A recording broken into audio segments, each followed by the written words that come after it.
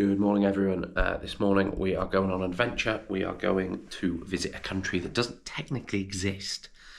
By that I mean it does exist, obviously. People live there, they have their own money, they have their own passports, they have their own army, all that stuff. But nobody in the world recognises them. They are completely unrecognised. And we're going there. So I need to get ready, and then I'll go to the bus station, and then you can come with me, and we're going to go to an unrecognised republic. So the official name of the country that we're going to is Pridnestrovia, or the Transnistrian Moldavian Republic. But for the purposes of this, I'm going to be using the name that international people know it as, which is Transnistria, which means the other side of the Dniester. The Dniester is the river that separates Moldova and Transnistria. So, yeah, we are going to the capital, which is the city of Tiraspol. So I need to find the bus station,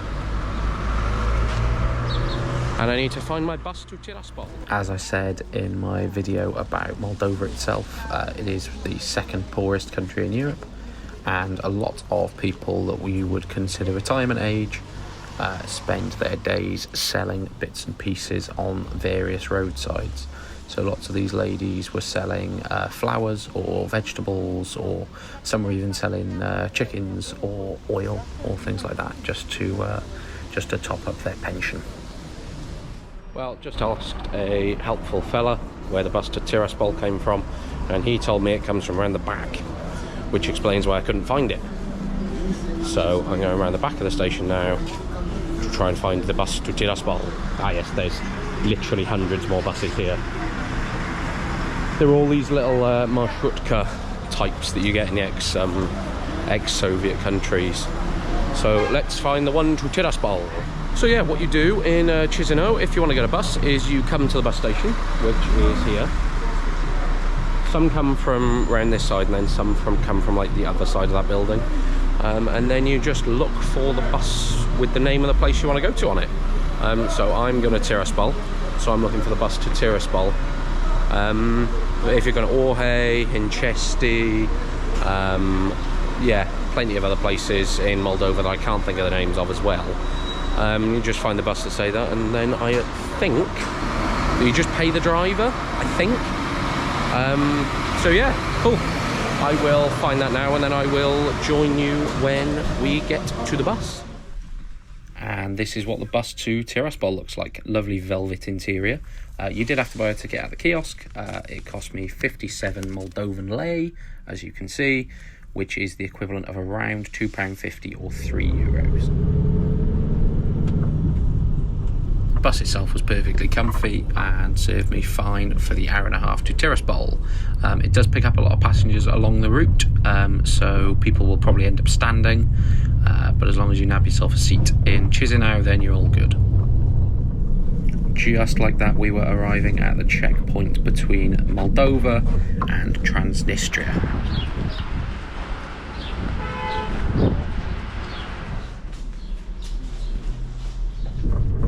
Well, that was one of the easier border checkpoints in my life. I've heard some horror stories about bribes and all sorts of stuff, but he asked me two questions. He asked me if I was a tourist, I said yes, and he asked me if I was coming back today, and I said yes.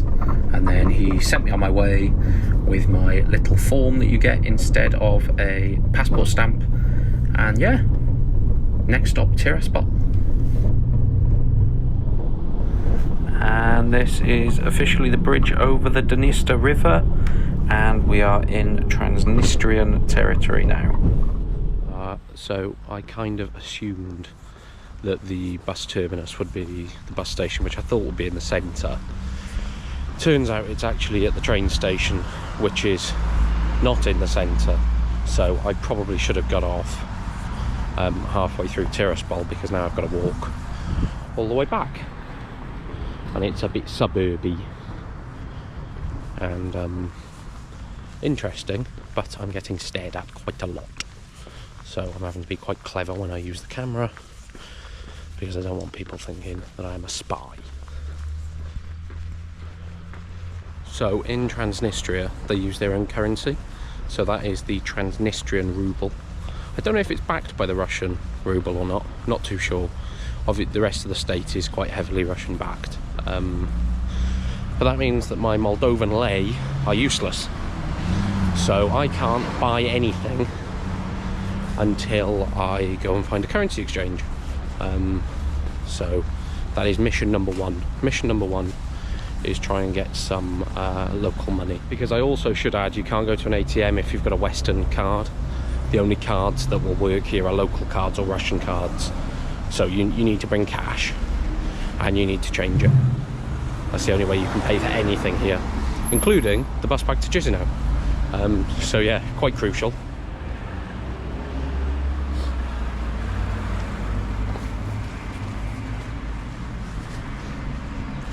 Well, that looks like an appropriate lunch stop after I change some money. It is, it's currently raining quite a lot. Yeah, might put a bit of a dampener on today if it just continues to rain, but still try and make the best of it.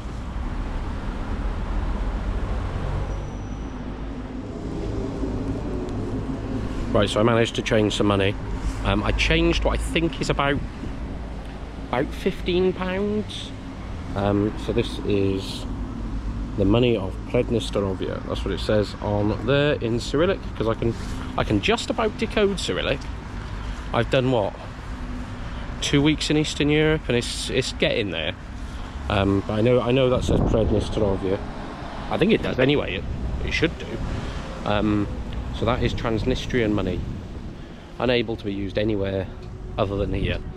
I can take some as a souvenir, obviously. Be pointless otherwise. I am quite into the whole money as souvenirs thing. I just dropped my receipt, which is quite cool because they've stamped it. So I'll keep that as well. Right, let's get to exploring now. I've got some money in my pocket. Okay. Grabbed a coffee to attempt to be caffeinated, be a bit more excitable walking around, but it is absolutely chucking it down with rain now. So I'm gonna have to work out what to do here, because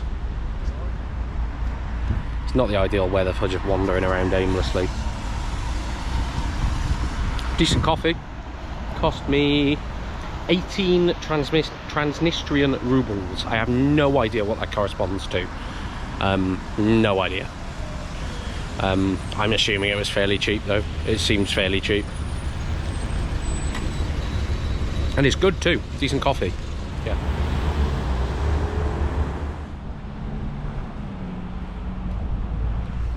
There are some seriously impressive Soviet mosaics and artwork going on here. I assume that Boldman Bankrupt must have had an absolute field day when he came here, because it is like an absolute paradise for that kind of stuff. So this is the main street of Tiraspol. This is 25th of October Boulevard. 25th of October being the day that the Bolsheviks seized power in Russia. So yeah. There's some more interesting looking stuff down there, like the government building and stuff, so I'm going to wander down that way as well. But by here, we have got Tiraspol Cinema. And I was wondering whether they would have any Western films, but they clearly do, because they've got, what's it called, Snow White as an advert. So, yeah, they must get all the usual stuff. I mean, they're not isolationist. They just don't exist on people's maps. Like, it's clearly a place. I mean, hello. They've got their own money. I noticed they've got their own license plates on cars as well, which I didn't think they'd have. So yeah, it's just not a place that people know exists.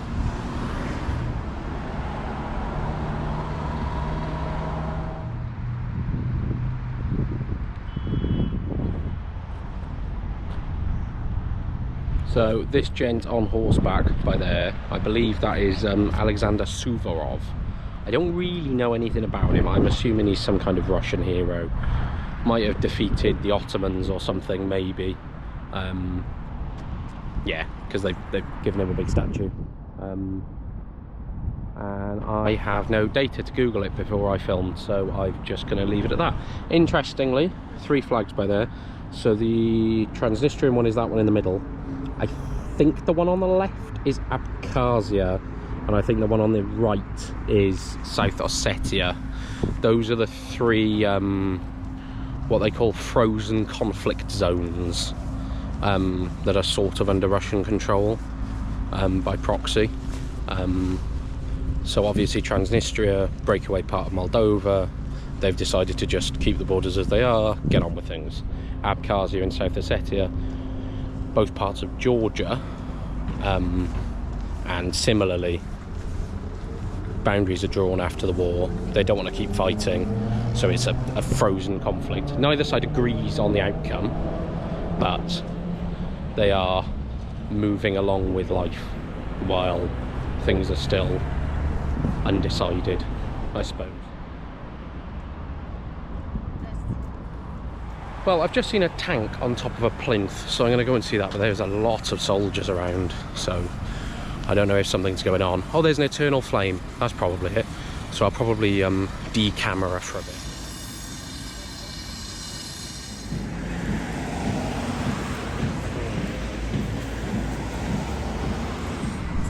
Right, well, as promised, there is a tank on a plinth, and you will not believe who I've run into. I've run into the Spanish lads from the train. Hey, friends. Hey. Simon is going to be so jealous when I've bumped into you guys in bloody Transnistria. I've got to be really careful where I'm pointing the cameras though, because there are some soldiers, they might be cadets, doing practice. So I really don't want my camera taken off me, especially because I've got to go and try and sneak a photo of this Lenin statue in the government building in a minute. So yeah, there's a tank. Here's the Spanish boys. Hello. So this building behind me is the Transnistrian government buildings. Apparently photography is forbidden, but there's literally like no one here, and we're all doing like full-on photo shoots with the building, so I think it's probably okay. Interestingly though, there is a huge statue of Lenin looking out over the dual carriageway, which presumably back in the days of the Soviet Union they would have had big processions, and they would have had all the military vehicles and everything. Yeah, it'd be interesting to know if they still do those processions and marches, mainly on like International Workers' Day or days like that maybe. It would be pretty interesting to know that actually.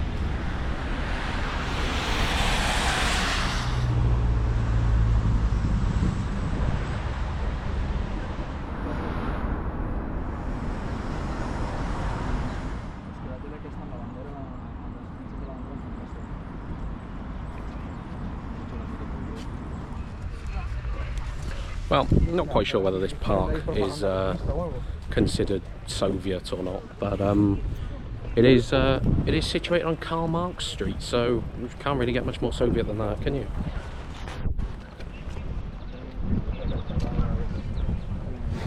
And then right by there, that's like the central market by there. And according to my Spanish mates, there is apparently a Soviet souvenir shop over there. So that's where we're heading next. We're going to try and get some Soviet souvenirs. That is that's the central market by there. Isn't it funny that you only ever see that colour green in ex-Soviet countries? You just never see that colour in Western Europe at all, ever. So if you're into like old cars, especially old Soviet cars, this is the place for you. There are some absolutely fantastic looking Ladas, and quickly, before anyone sees, I'll show you, look. Transnistrian number plates. See, they are a country. Sort of. Kind of. Not in the international eyes, but in practicality, yes, they are.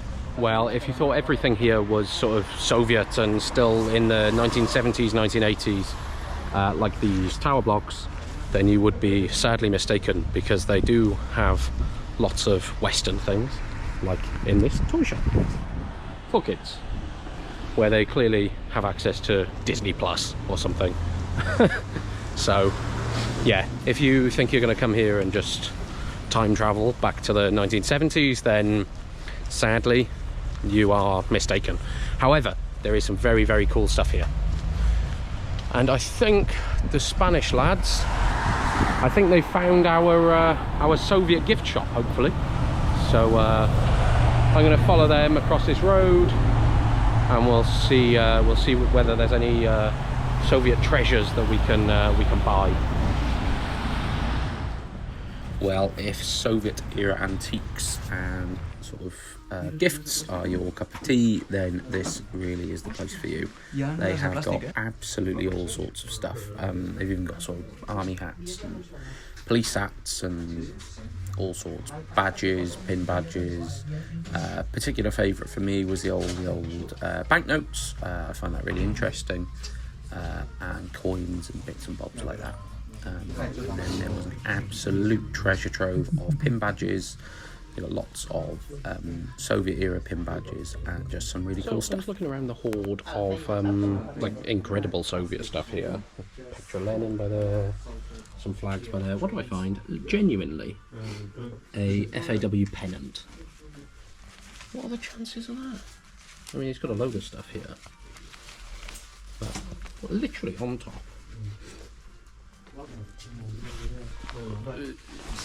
What genuinely, what are the chances? Well, that place is an absolute treasure trove of old Soviet and also Transnistrian souvenirs and pins and coins and banknotes and badges and hats and everything you can imagine. Had to restrain myself from buying some cool stuff. Got a magnet. If you do actually want a magnet of Tiraspol, Pridnestrovia, Transnistria, then I think that might be the only place you can get them. I've not seen them anywhere else, so you're better off coming there, because I know they've got some. I bought one today, but as I showed you in the clip, there are specific opening hours, so if you do want to come here, then pay attention to those. Okay, so pretty much lunchtime now, about 10 to 1. We're going to go to the Soviet canteen that I walked past earlier. There it is, down there, underground. No idea what to make of this. This might just be a tourist trap, or it might be the most authentic place here. So,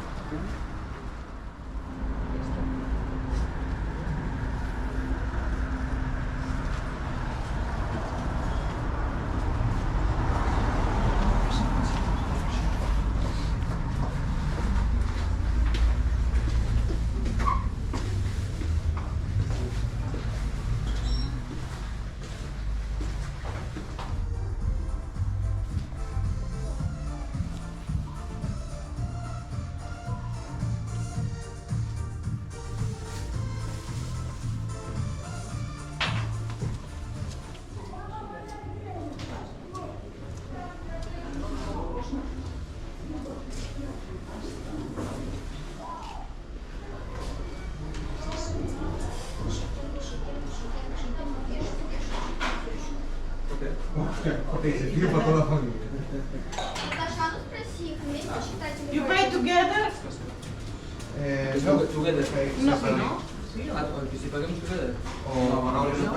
and these are your options in the canteen. Some of it isn't the greatest looking stuff, but yeah, this is what you get. Okay, that's some kind of like plov or something. She's put some sauce on there, and then I asked her what the best was, and she's just given me this big lump of chicken, so don't know, might be quite nice. I think so, very authentic. She was very angry when I pointed the camera in her general direction, so yeah, didn't really film too much in there. But in terms of settings, this is very authentic, and we're even watching some, what looks like, dirty Soviet TV. This happens to me absolutely everywhere. I shake the bottle before I buy a bottle of water, everywhere, especially in Eastern Europe, because they mess around with the colours. I shook it, no bubbles. I buy it, fucking bubbles. I cannot stand sparkling water. It is like it. I grew up relatively, well, working class. Things with bubbles should taste of pop. it should taste of Coke or lemonade. Whenever I drink sparkling water, it tastes like fake pop. Well, the plov with the sauce is pretty nice. This lump of chicken I'm slightly concerned about because it's not that hot. So yeah, the TV is cracking me up. It's basically this dirty old couple, and yeah, might find out what show it is. Give it a watch when I'm back at home. So one of the fellas has gone and picked up mystery dessert. No name, just this is dessert. So it's either this or nothing. And he's kindly volunteered to try it on camera.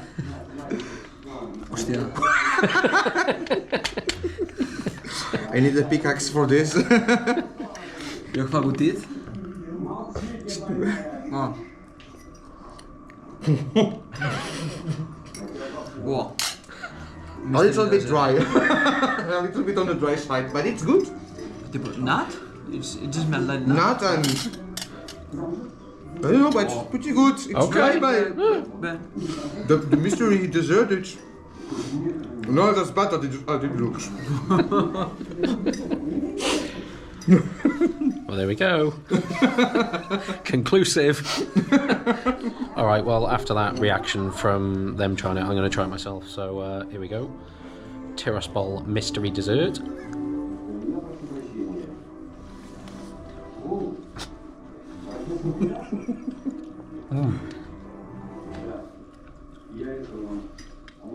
A good experience. No, a new experience. I think he needs 2 liters of water now to get it down. Yeah. I think I'm going to have to speed this up.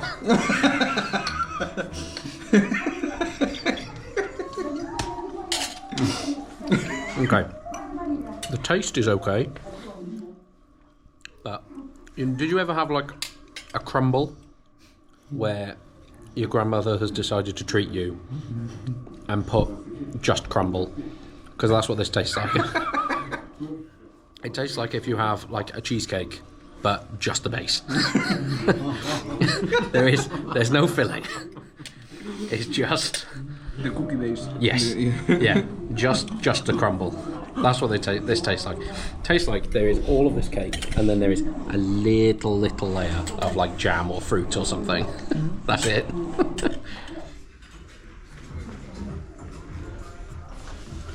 Right, well, that was Cantina USSR.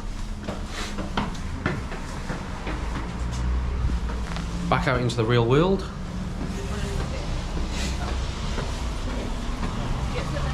We're going to move away from 1985. Ah, it's bloody raining again. Ugh. Right. There's a few other places to go and have a nose around, but yeah, that was your Soviet lunch options in Tiraspol.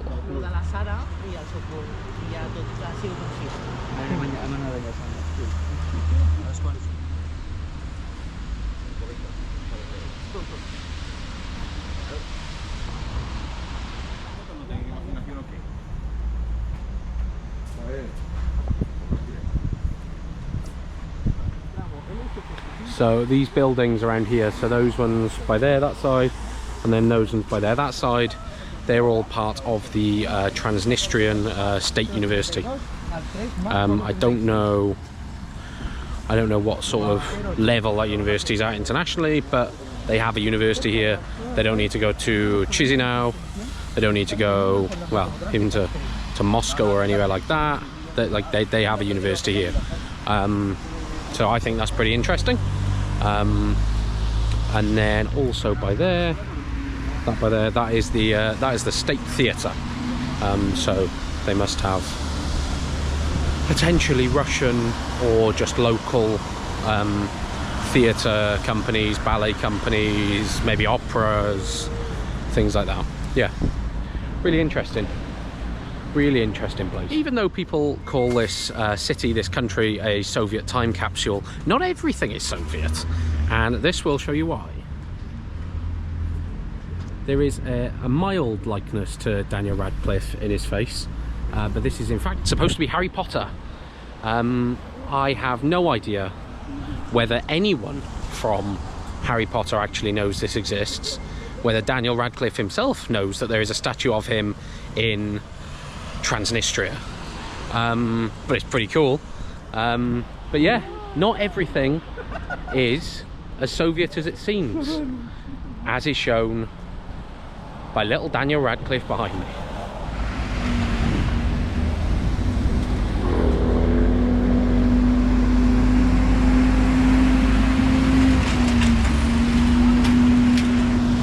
Well, they've not upgraded the public transport in Tiraspol for a long time, by the look of those trolleybuses anyway.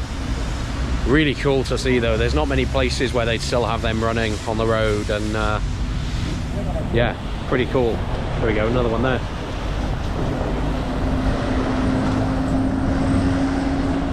Yeah, very cool, very cool. We've come for a little wander around the park, down towards the outskirts of Tiraspol. The park is like abandoned. It looks like Pripyat with Chernobyl. I don't know if it's just closed for the winter or whether it's just closed, but it doesn't look like it's in good working order. I mean, neither does the rest of the country, but yeah, the abandoned park of Tiraspol. There you go. Right, strategic caffeine stop now. We're at sort of 2:30 in the afternoon. I think everyone's a bit flagging. So quite a nice place, to be fair. Some really nice looking cakes.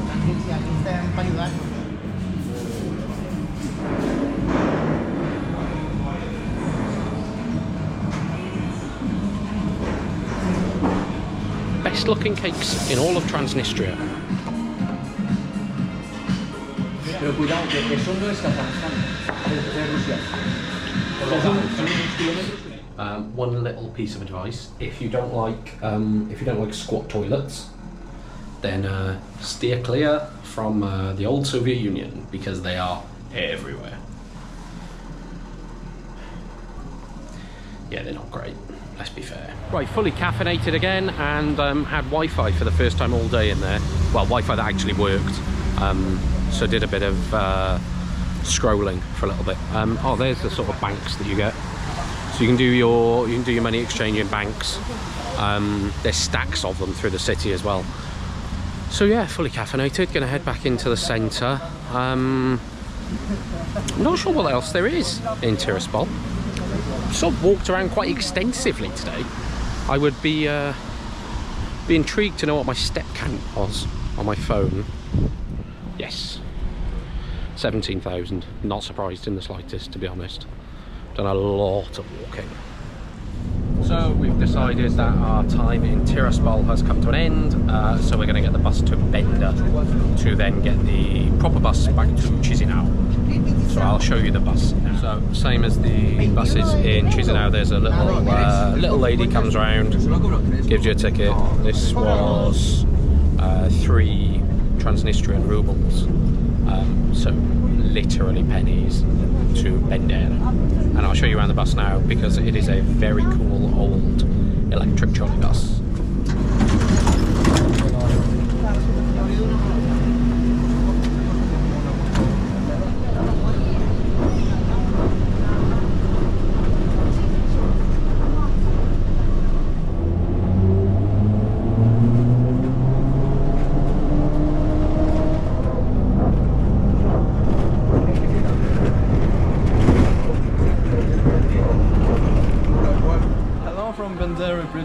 Hello from Pridnestrovian. Okay, cool. Thank you. Nice to meet you. So yeah, we're going to try and get the bus to Chisinau. Yeah, and then basically wrap this up. Been a great day though. Yeah, really good day. So now just to find the bus station. So this is the main street of Bender.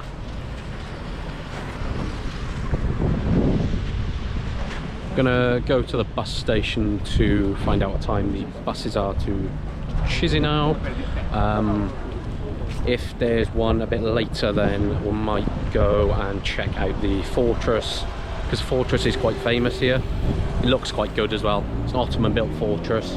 But if the bus is pretty soon, then I'll just get the bus back to Chisinau. It's not really no skin off my nose. It's not.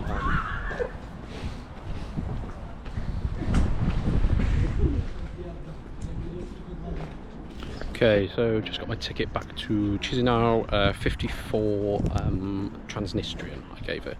You could pay in Transnistrian or in Moldovan, which was interesting.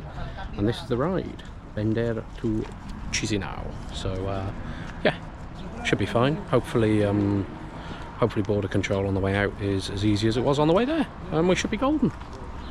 Well, that worked out quite well. There's a bus going within 5 minutes of us getting here. So on the bus, border control next, and then to Chisinau.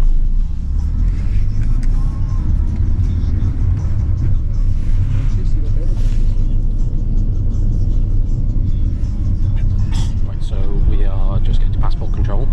I'm not going to film there because I don't want them to tell me off for my camera. Well, didn't even have to get off the bus this time. They just came around, took our passports and the little migration cards, and he's gone into the office with it. Don't know whether we'll get a stamp. Probably not. But yeah, don't even have to get off. So the border guard has given our passports back to the driver, and we are now playing Pass the Passport.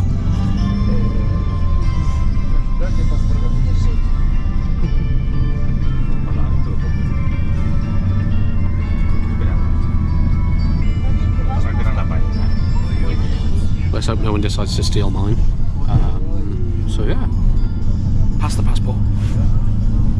And just like that, we are out of Transnistria and we are back in Moldova.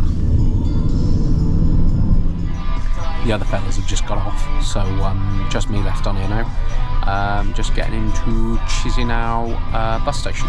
So traffic's quite bad. Okay, so we are back where this video all started. We're back at Chisinau Central Bus Station. Very easy to do that on the buses, the marshrutkas. I don't unless you wanted to do something really specific, I really don't understand why you would do it in a taxi or even pay a driver or anything like that. Okay, back at the hotel now after a fantastic day in Transnistria. Massive shout out to the Spanish fellas. You're all class. Brilliant day with you lot.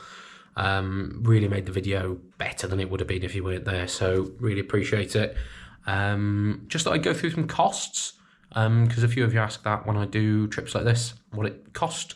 So I'm going to be just talking about today. So that's my trip to Tiraspol from Chisinau.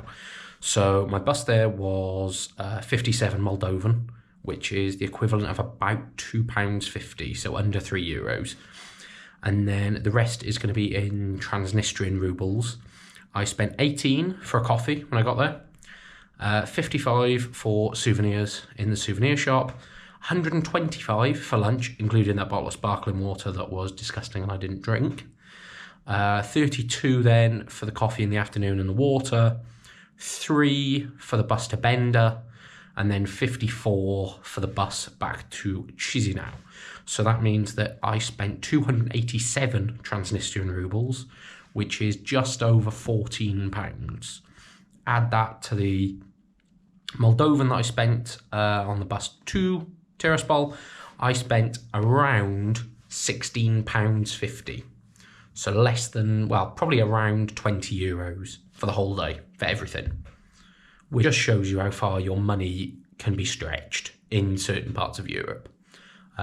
Europe doesn't need to be, I don't know, €200-300 a day going to Paris or Barcelona or Rome or wherever. You can get pretty good value for money trips in Europe. And as much as I've come here on quite a long-winded way, you can fly to Chisinau from London and Manchester direct, quite often for about £20, which means that technically you could be having a Wetherspoons breakfast in Stansted Airport and you could actually get to Tiraspol for a late lunch if that was something you really wanted to do.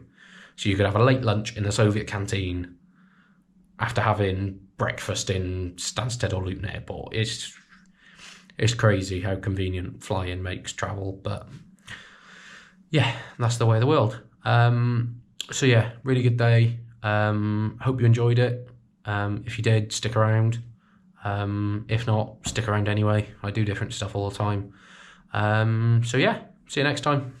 Cheers, bye.